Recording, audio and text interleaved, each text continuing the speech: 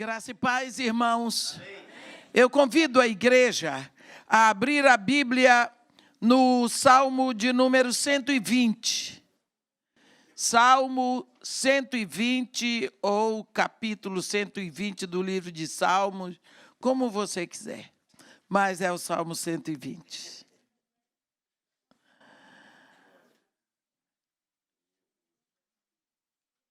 Onde está escrito assim: na minha angústia eu clamo ao Senhor, e Ele me ouve.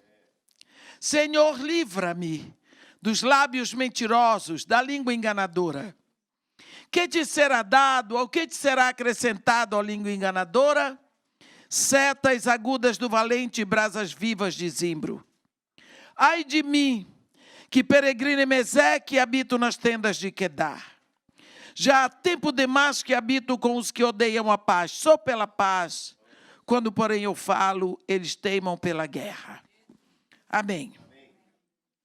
Esse é o primeiro de um grupo de salmos chamado Cântico de Romagem, ou Salmo de Degraus, porque dizem que estes eram os salmos, as orações que eram feitas pelos judeus no caminho de volta da Babilônia para Jerusalém.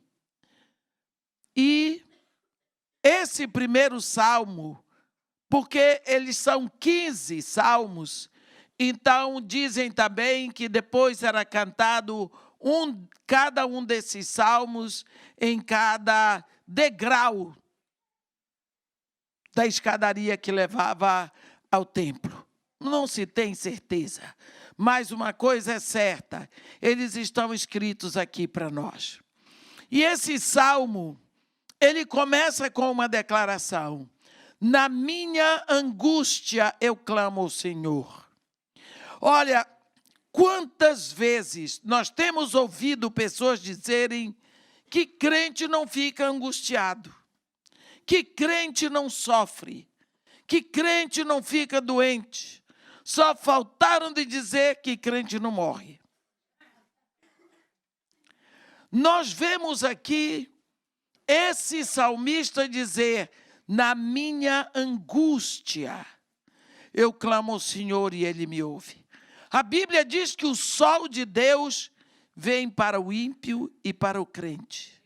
A chuva de Deus vem para o ímpio e vem para o crente.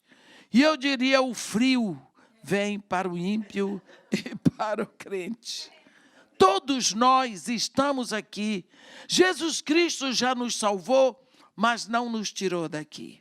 E o que é melhor, não tem aqui ninguém melhor, ninguém pior. Todos nós que estamos aqui na terra somos pecadores salvos pelo sangue de um único justo. Só Jesus Cristo. A Bíblia diz: todos pecaram e destituídos foram da glória de Deus.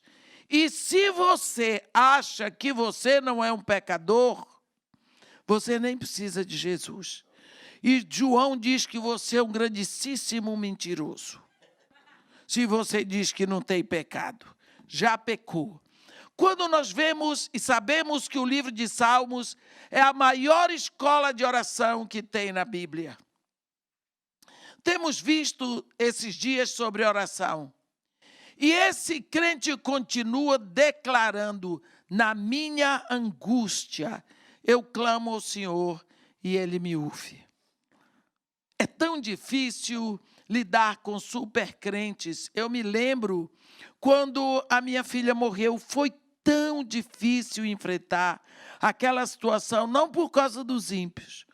O pessoal lá do morro, eles vinham, me abraçavam, choravam comigo, diziam que a dor ia passar, tudo mais. Os crentes diziam: mas a senhora não orou? Houve uma pessoa que disse: morte na juventude é julgamento. Eu ouvi cada coisa que eu dizia: Senhor Jesus, o que o Senhor vai aguentar? Eu não sei o que eu vou fazer. Por que o Senhor levanta a mão, faz alguma coisa? Morte na juventude é julgamento. Eu disse que seria morte na juventude, Por que Jesus Cristo morreu aos 33? João Batista seguramente antes. Então as pessoas acham que morte ainda é julgamento para nós. Que doença é o diabo que botou. Ora, o diabo pode botar doença assim, problema dele. Mas acontece que toda doença vem lá do pecado original. Algumas são notoriamente postas pelo diabo. Nós vimos isso também no livro de Jó. Mas acontece que todos nós, infelizmente, estamos sujeitos à doença e ao envelhecimento. Existe um dispositivo em nós que não aceita ficar doente. Existe um dispositivo em nós que rejeita o envelhecimento. Não é? Ninguém quer ficar velho, mas ninguém quer morrer na juventude. Eu não sei como é que Deus vai fazer. Existe um dispositivo em nós que rejeita morrer. Ninguém quer. Mas há quem diga que crente não fica angustiado. Esse Salmo 120 está dizendo: na minha angústia eu clamo ao Senhor. A angústia é um estado de alma em que nós temos uma miscelânea de emoções e de dores que nós não sabemos nem a fonte e nem sabemos discernir, mas nos sentimos profundamente incomodados, tristes. Isso se chama angústia. Existe uma causa para essa dor, porque ele diz: na minha angústia. Ele não diz na minha dor, no meu sofrimento. Ele diz na minha angústia. Então, o que você faz como filho de Deus quando está angustiado? Quando você está amargurado, triste, desalentado? Ele teve o remédio: eu clamo ao Senhor. Olha, normalmente quem clama não clama de boca fechada. Quando nós dizemos que clamamos, nós abrimos a boca e pedimos socorro. Esse crente aqui do Salmo 120, ele está gritando por socorro, mas ele tem uma direção. O macumbeiro pede lá para o guia dele, não é? Tem quem tenha o seu santinho lá no nicho, vai lá e clama. Tem quem tenha seu pedaço de pau. Quem adora a pedra vai na pedra. Quem adora o sol vai no sol. Mas o crente, ele diz: eu clamo ao Senhor e Ele me ouve. Nós temos um Deus que ouve. Cada pessoa vai aonde ele é direcionado ir. Se a pessoa acredita no orixá dele, ele vai lá no orixá para clamar. Se a pessoa adora o sol, ele vai clamar pelo sol. Não tem pessoas que adoram o sol? Tem. Então, mas esse aqui, graças a Deus, ele disse: eu clamo ao Senhor. Agora nós podemos saber, o Deus desse crente é o Senhor, que ouve. A Bíblia diz: ídolos, no Salmo 115, são obras de mãos dos homens. Eles têm boca, mas não falam. Eles têm olhos, mas não veem. Eles têm ouvidos, mas não ouvem. Tem olhos, mas não veem, ouvidos, mas não ouvem. Tem nariz e não cheiram, versículo 6. Suas mãos não apalpam, seus pés não andam, som nenhum lhes sai da garganta. Está vendo? Esses são ídolos. Eles têm ouvidos, mas não ouvem. Mas esse Deus desse crente ouve. Esse é o Deus vivo que ouve. Ele clama por esse Deus sabendo que ele ouve. Então, vamos ver. Ele, quando diz isso, ele diz: Senhor, livra-me dos lábios mentirosos, da língua enganadora. Ele sabe a causa da angústia dele. Ele sabe o que está angustiando a vida dele. São lábios mentirosos, língua enganadora. Se você já foi alvo de língua mentirosa, meu irmão, você sabe do que eu estou falando. Se você já sofreu falso testemunho, se você já foi engambelado por alguém, você sabe o que esse pobre desse crente aqui está passando. É muito difícil. Falso testemunho é uma das coisas que mais dói. Às vezes eu fico impressionada quando eu leio aquela situação ali das vinhas de Nabote. Nabote era um homem reto. Ele tinha aquelas vinhas como herança de propriedade de Deus. Nós sabemos que em Israel havia 2 tipos de propriedade: a propriedade por herança e a propriedade adquirida. Se foi dada por herança esta terra aqui para a tribo de Judá, a tribo de Judá divide entre seus filhos e vai dividindo. Essa parte aqui coube, digamos, a Nabote. Nabote não pode vender, porque a herança não pode ser vendida perpetuamente. Está escrito lá em Levítico, no ano jubileu. Você pode sim arrendar a sua terra por 49 anos. No ano 50º, a terra tem que voltar para você. Deus proveu para não haver sem terra, não é? Então, quando Acabe descobre a vinha de Nabote, ele olhou para lá e disse: eu quero essa vinha. Chamou Nabote e disse: ó, Nabote, a sua vinha está perto do meu terreno, do meu palácio. Eu vou ficar com ela. E eu vou lhe dar outra vinha onde você quiser. Ou eu lhe dou o dinheiro correspondente ao valor da vinha.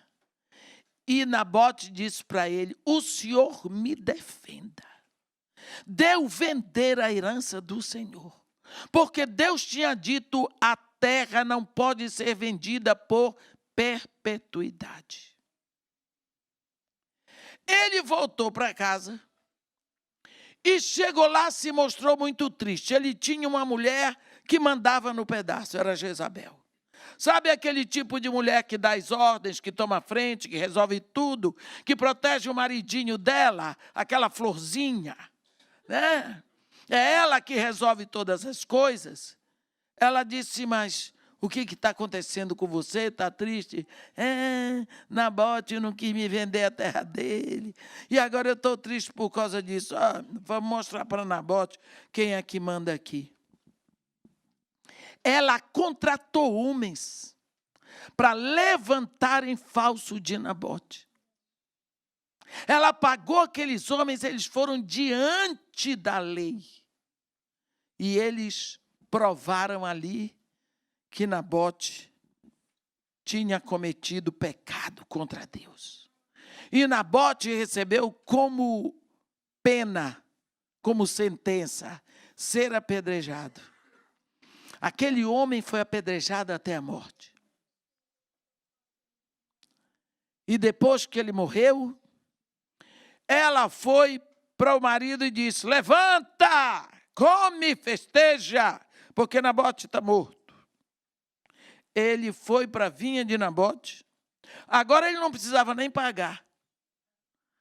E andou por lá. Deus falou com o profeta: volta lá.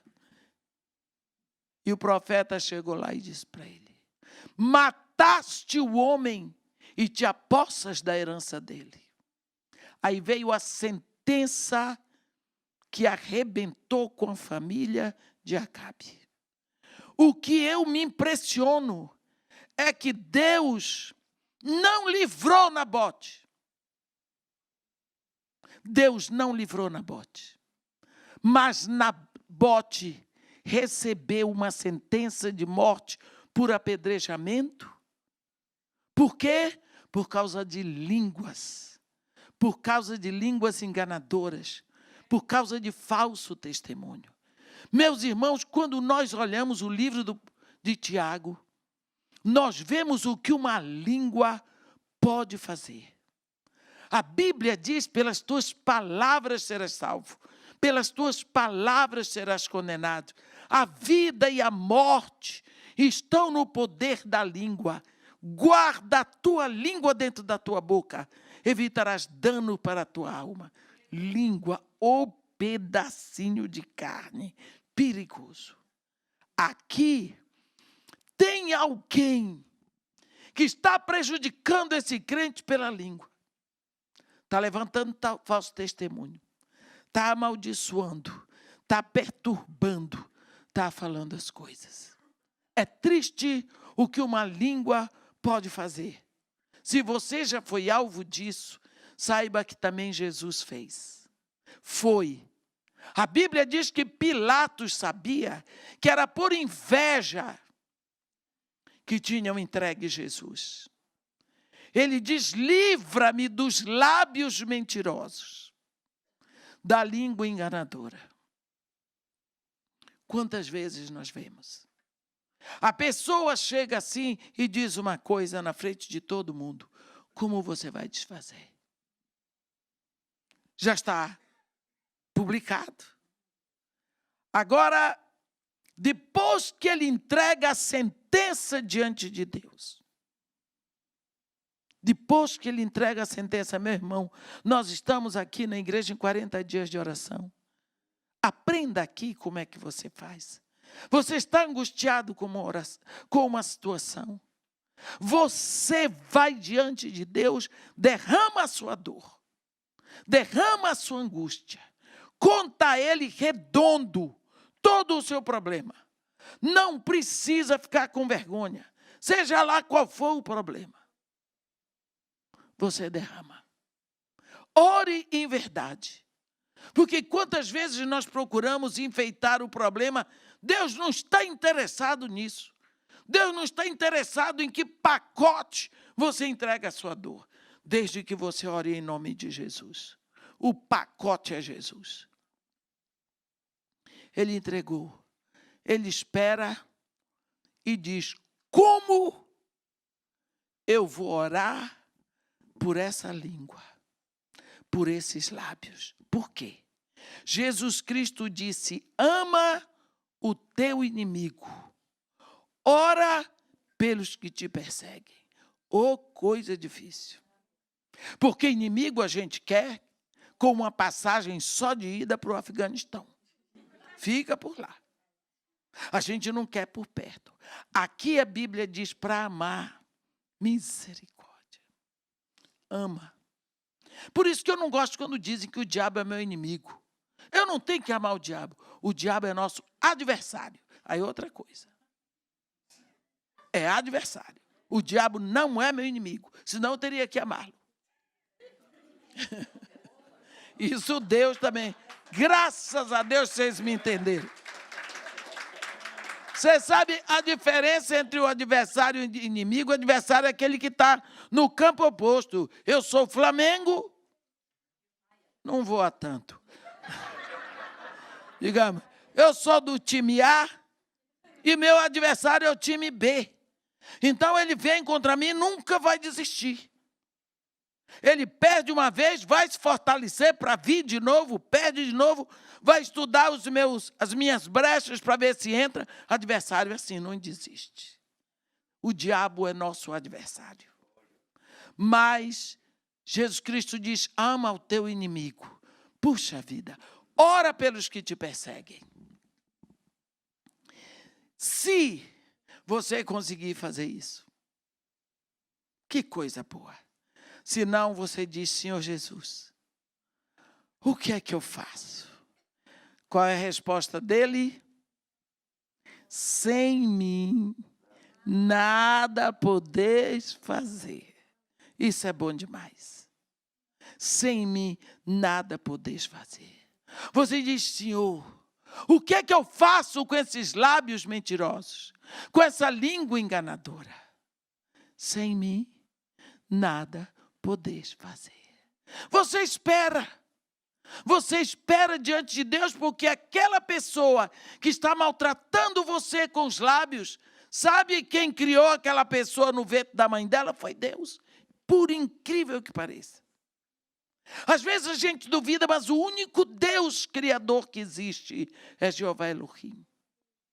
E você diz, Senhor, como é que eu faço com o fulano que está levantando falso testemunho de mim, mentindo?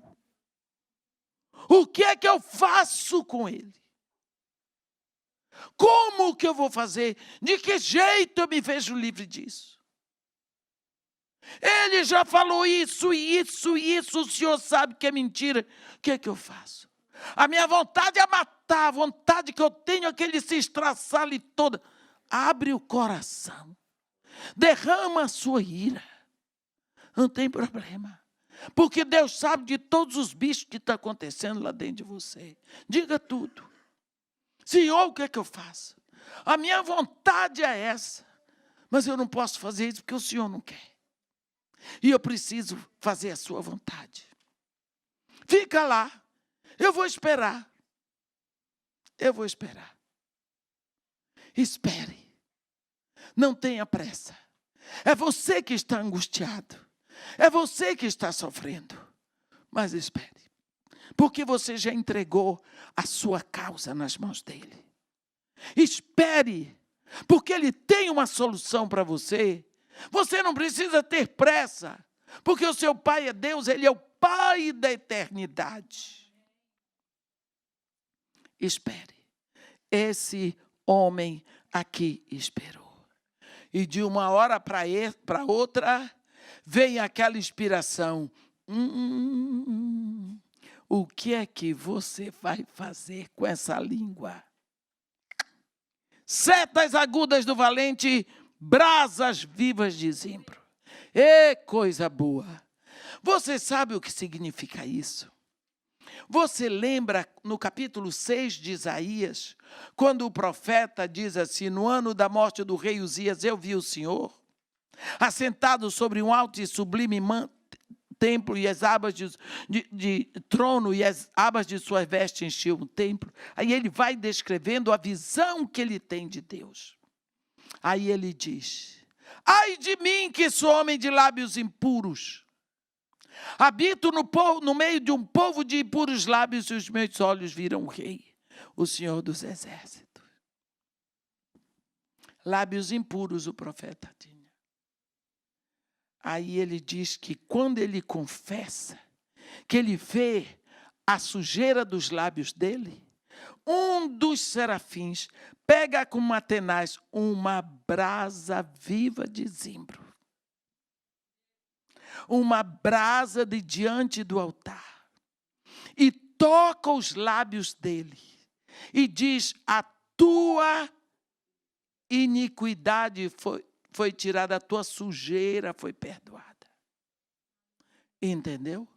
Então, o que é que ele vai pedir para essa pessoa que tem os lábios mentirosos, a língua enganadora e que estão causando angústia para a vida dele?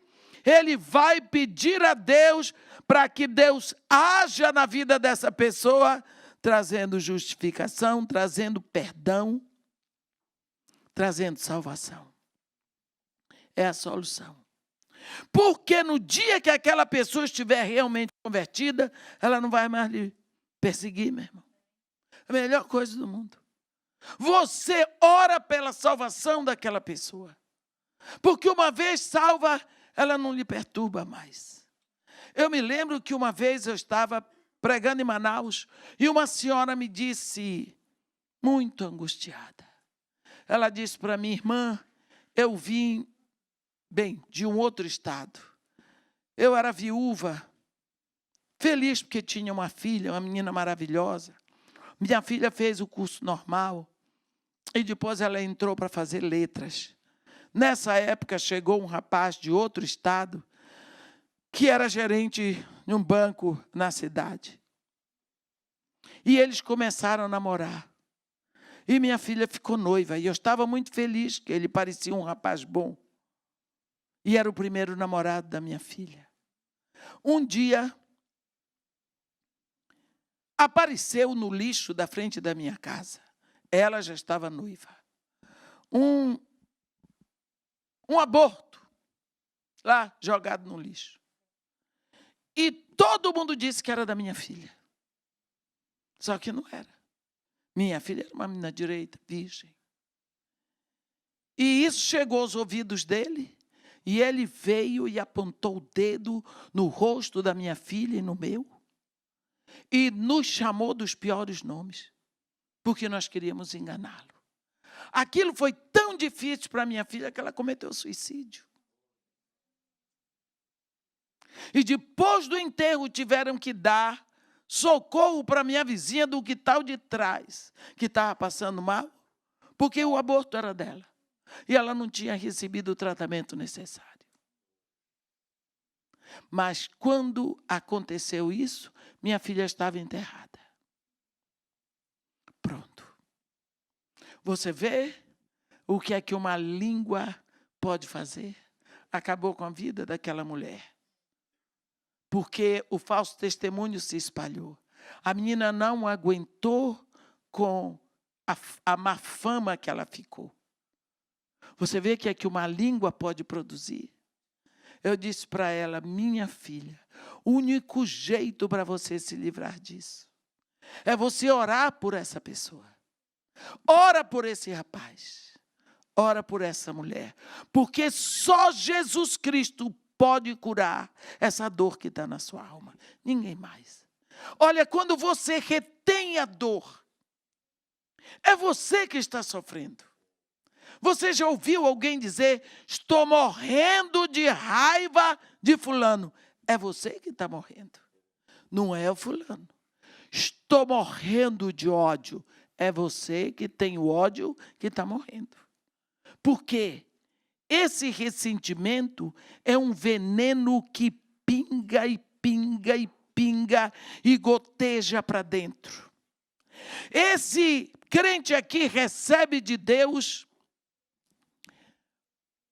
O que eu vou pedir para essa língua, para esses lábios? Já sei, setas agudas do valente, brasas vivas de zimbro.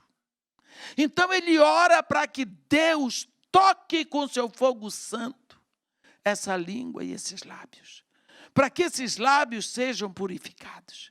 Para que essa língua seja purificada.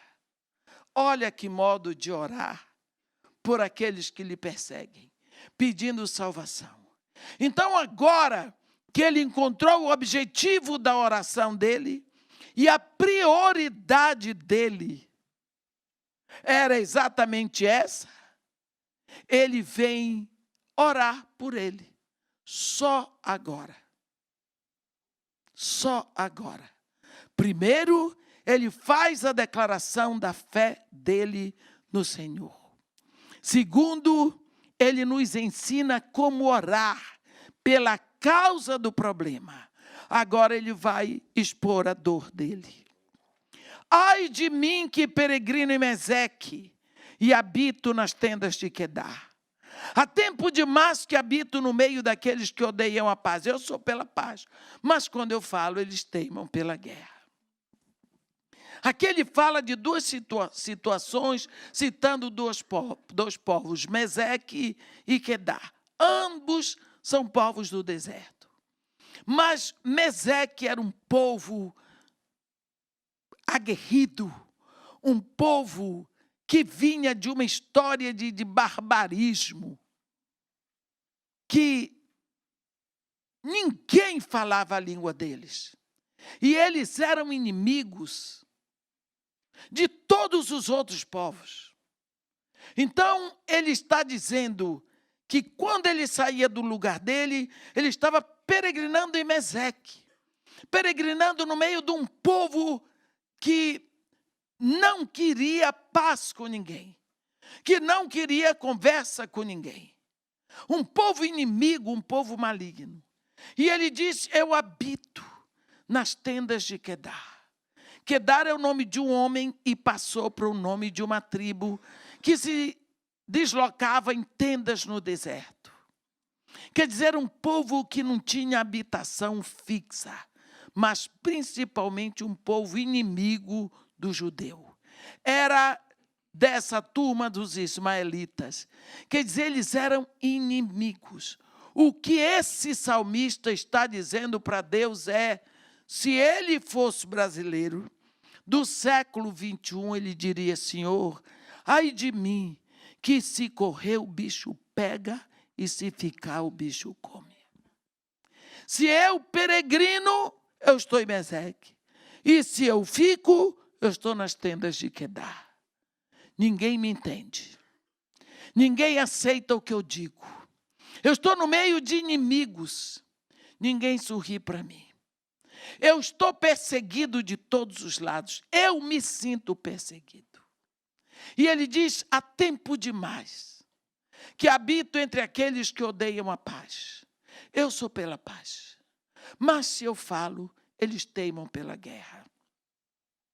Não sei se a sua conversão veio depois que você está adulto. Se você tem uma família de pessoas que não são crentes, principalmente não são evangélicas. Vai chegar o aniversário. E você tem que ir, porque o aniversário é da sua mãe. E os outros irmãos, todos, vão querer beber cerveja, caipirinha. Mas você não bebe. Mas você tem que ir. É sua família. Você os ama. E quando você chega lá, de vez em quando vem um. E vem servir a caipirinha. Aí ele passa assim, caipirinha. Oh, esqueci! Você é evangélico, né, meu filho? E você? Ele faz questão, ele está sabendo que você não bebe. Mas ele faz questão de lembrar você que você é diferente. Aí está todo mundo rindo das piadas da televisão, né? Que você sabe, lá no Brasil, para ser engraçado, tem que ser imoral. De vez em quando eles dizem, cuidado com fulano, hein? Que fulano é do Bispo Macedo. Eles dão indireta de todo tempo, de todo jeito. Eles dão um jeito de falar mal de um pastor daqueles da rede rasgada da televisão, aquelas coisas que a gente sabe que existe, para ver se ofende você. Para ver se ofende você. E o pior é que ele aborrece. E você tem que ficar, você se sente só. Mas você tem que ficar. Ali dentro você está orando, Senhor, corre com esse relógio, Senhor. Avança esse ponteiro. Faz o tempo ir mais rápido. Que é para me ver livre logo daqui. Porque você fica rindo sozinho. Tem uma hora que você não aguenta mais, você vai para o banheiro e fica lá 2 horas. Esperando para passar logo aqui. Mas você está no meio da sua família. E você tem que amá-los. E você sabe que não é a primeira coisa. Você sabe que vai acontecer. E daqui a pouco vem um. E você tem, mas me diz aí, fulano, como é esse negócio de Adão e Eva? E aí eles começam, sabe, eles estão buscando que você se aborreça. Ele diz, há tempo demais que odeio, que habito entre aqueles que odeiam a paz. Eu sou pela paz. Mas quando eu falo, eles teimam pela guerra. Eles não querem paz. Eles só querem colocar você aborrecido. Eu falo isso de peito aberto, porque eu passo por isso. Eu passo por isso. Quando não tem aqueles que resolvem lembrar você quem você era antes de vir para o Evangelho. E você que tem uma historiazinha bizarra, vai ter que ouvir tudo aquilo. Ei, fulano, Quer dizer que agora você não faz mais aquilo assim. Você se lembra dos velhos tempos, quando nós fazíamos assim. Hein, fulano? Está lembrado daquelas donas? Você se lembra? Tem uma história de Santo Agostinho, que ele tinha uma vida profana. Aí um dia ele ia passando, e passou uma daquelas prostitutas. Ô Agostinho, você se lembra de mim? Ele parou. Eu sou fulana, aquela. Ele disse, mas eu não sou mais aquele. Entendeu? Então as pessoas fazem, se você já fez e aconteceu, é dentro da sua família que você vai ouvir. Eles vão fazer questão de trazer tudo diante de você. Bom, eu sou há tempo demais que habito entre aqueles que odeiam a paz. Eu sou pela paz. Mas quando eu falo, eles teimam pela guerra. Vá, você prega o evangelho para a sua família. O campo missionário difícil. E esse salmista, ele está aqui trazendo essa situação. Ele está angustiado por causa de línguas, mas é possível que essas línguas tenham saído da família dele. Da família dele. No primeiro culto falamos de uma mulher que era prostituta, Raabe. Seguramente ela era desprezada pela sua família, que ninguém quer ter uma prostituta na família. Nenhum pai quer ter uma filha prostituta, nenhuma mãe, nenhum irmão, ninguém. Mas ela era prostituta, conhecida na cidade. Nós vimos, até o rei conhecia Raabe pelo nome. Mas na hora dela interceder, ela pediu o livramento para o pai, para a mãe, para os irmãos, para as irmãs, para tudo que eles tinham. A prostituta. E se não fosse, pela intercessão delas, eles tinham sido levados, mortos em Jericó. Quanto preconceito nós temos quanto os outros. Por quê? Porque ela estava convertida. Agora, esse crente chega diante de Deus, se queixando da angústia dele, angústia produzida por causa de línguas mentirosas, de lábios enganadores. Ele ora para Deus curar esses lábios, essa língua, queimando com brasa de purificação. E ele diz, Senhor, eu estou numa situação em que se eu estou parado, eu estou em Meseque. Se eu estou parado, eu estou nas tendas de Quedar. Se eu me movo, eu estou em Meseque. Eu não tenho como ficar feliz. Eu não tenho como me mover feliz. Me sinto perseguido. Ai de mim. Há tempo demais que habito com aqueles que odeiam a paz. Eu sou pela paz. Mas quando eu falo, eles teimam pela guerra. É difícil. Mas esse crente leva a situação diante de Deus. Nós estamos vivendo um momento na humanidade em que as pessoas não querem paz. Quando nós ouvimos falar em paz, você pode ter certeza que a paz que eles procuram é derramando sangue.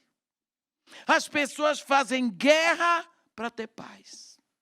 As pessoas produzem órfãos, viúvas, aleijados e dizendo que estão fazendo a paz. Sabemos que não é. Sabemos que eles fabricam armamentos bélicos e têm que vender. E isso que eles chamam de paz não é nada mais, nada menos do que guerra. Nós sabemos que ninguém pode dar a paz se ele não tiver paz para dar. E o único que tem paz para nos dar é o príncipe da paz, que ele já trouxe. Vemos hoje a nossa pátria, o Brasil, metida numa situação de guerra. De guerra. Nós olhamos lá para o norte, o Acre arrebentado com os haitianos. O Brasil aceitou aquele povo, mas não dá condição para eles sobreviverem. Virou mais uma porção de mendigos pela rua vivendo abaixo da linha da miséria, fora o que já tínhamos. Uma situação catastrófica. Aí entram os venezuelanos em Roraima para passar miséria. Passar miséria. Em Pacaraima, agora os venezuelanos acham que eles podem expulsar os brasileiros de lá. E vamos matar. Isso não sai na mídia porque estão mais interessados em ver se descobrem o que foi que o bisavô do Bolsonaro fez. Porque agora é o que tem de mais interessante. O que foi que o bisavô do Bolsonaro fez, ou o bisavô da mulher dele. É isso que estão interessados. Eu cheguei em Santarém do Pará em dezembro. Fiquei impressionada de ver tanto mendigo falando espanhol. Eu disse, senhor, eu não falo essa língua. Esse povo está melhor do que eu. Porque eles falam espanhol. Perguntei para minha irmã que elas são os venezuelanos, pedindo esmola na rua, com criança na rua. Aquela vergonha no mercado. Eu disse, o que é isso? Será que isso é paz? É essa a paz que os armamentos bélicos procuram. Essa miséria, essa dor, esse olhar para frente e não ver futuro. Eles olham para um prato de comida hoje. Se tiver o suficiente para matar minha fome hoje, está resolvido hoje. Amanhã eu vou procurar de novo. Então, o que nós temos visto, principalmente, eu estou falando do Brasil hoje, é essa dor. Eu sou pela paz. Mas quando eu falo, eles teimam pela guerra. O Brasil é um país que continua nessa briga contra Deus. Não adianta. E quando nós vemos esse salmista aqui orando, pedindo setas agudas do valente, brasas vivas de zimbro. Eu digo para vocês que isso é uma oração que nós precisamos copiar. Nós que estamos em 40 dias de oração. Que nós possamos nos levantar diante de Deus, pedindo que o Espírito nos dirija. Se é isso que nós estamos precisando no Brasil, que a mídia receba setas agudas do valente e brasas vivas de zimbro no que escreve e no que fala. Que os nossos políticos tenham setas agudas do valente, brasas vivas de zimbro nas suas decisões. Porque quando Deus traz a direção da sua palavra e a purificação do fogo da sua presença, as coisas vão caminhar. Mas precisamos saber que a angústia vai chegar para nós, que crente fica angustiado. Mas o melhor de tudo é que nós temos um Deus a quem clamar. Quantas vezes esquecemos que o maior escola de oração é o livro de Salmos, e 70% do livro de Salmos são salmos de lamento. 70% do livro de Salmos são salmos de lamentos. Como é o lamento? O lamento começa com uma reclamação drástica, expondo a dor como ela é, sem enfeite, diante de Deus. Você chega diante de Deus, uma coisa é certa, derramando de verdade, abertamente, como você se sente. Olha o que está escrito, vou fazer primeiro no Salmo 10. Porque tem muito salmo. Por que, Senhor, te conservas longe e te escondes nas horas de tribulação? Com arrogância os ímpios perseguem o pobre, sejam presas das tramas que urdiram. Pois o perverso se gloria da cobiça da sua alma, o avarento maldiz o Senhor e blasfema contra ele. Aí ele vai descrevendo a dor, vai soltando diante de Deus e depois ele vai amansando. Ele vai amansando. E lá no final, no versículo 17, ele diz: tens ouvido, Senhor, o desejo dos humildes. Tu lhes fortalecerás o coração e lhe acudirás, para fazeres justiça ao órfão e ao oprimido, a fim de que o homem que é da terra já não infunda terror. Viu? Outro exemplo, só mais esse. Até quando, Senhor, Salmo 13? Esquecer-te-ás de mim para sempre? Até quando ocultarás de mim o rosto? Até quando estarei eu relutando dentro da minha alma com tristeza no coração cada dia? Até quando se erguerá contra mim o meu inimigo? Não parece que você está dando uma bronca em Deus? Mas não é, isso é um lamento. É esse salmo, é o salmo de lamento, é essa situação em que você chega diante de Deus, reclamando da situação. Mas você está falando com Deus. Você está clamando ao Deus que ouve, porque é vivo.